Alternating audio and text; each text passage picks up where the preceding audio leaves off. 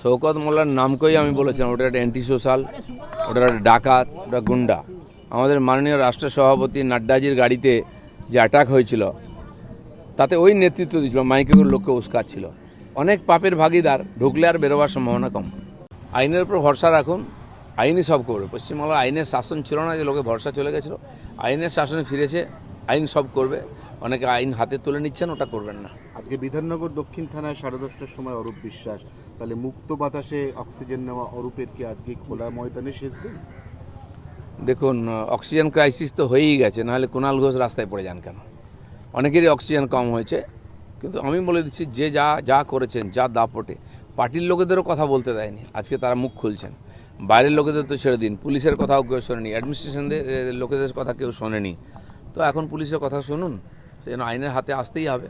এখনও বহু লোক অত্যাচারিত হয়ে চুপ করে বসে আছেন। আমি বলছি 21 সালের যে পোস্ট পোল ভায়োলেন্সেরও এখনও আর অভিযোগ নেওয়া হচ্ছে, এফআইআর। আপনারা গিয়ে এফআইআর করেন। আপনার যদি টাকা নিয়ে থাকে, কেউ দোকানপাট জবরদখল করে থাকে, সবাই কমপ্লেন করুন, সুবিচার পাবেন।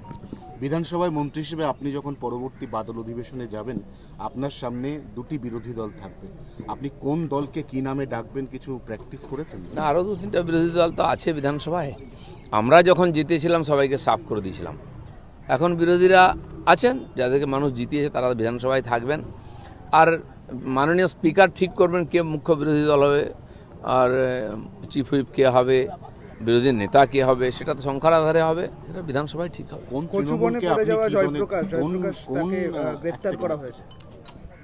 জয়প্রকাশ বাবু তো জেল খাটার অভিজ্ঞতা আগেই ছিল, আমাদের পার্টিতে এসেছিলেন, একবার জেলে গেছিলেন, আবার গেছেন। তো আমার মনে হয় ঠিক জায়গায় গেছিলেন, এখন ঠিক জায়গায় পৌঁছেছেন। কোন তৃণমূলকে আপনি কি নামে ডাকবেন? সেটা তো আমি জানি না কি নাম ওনারা দিয়েছেন, আসল নকল, পুরোটাই তো নকল ছিল। আবার আসল তৃণমূল কি? তৃণমূল মানেই তো নকল, তার মধ্যে মন্দের ভালো এইসব হয় না, খারাপ তো খারাপই।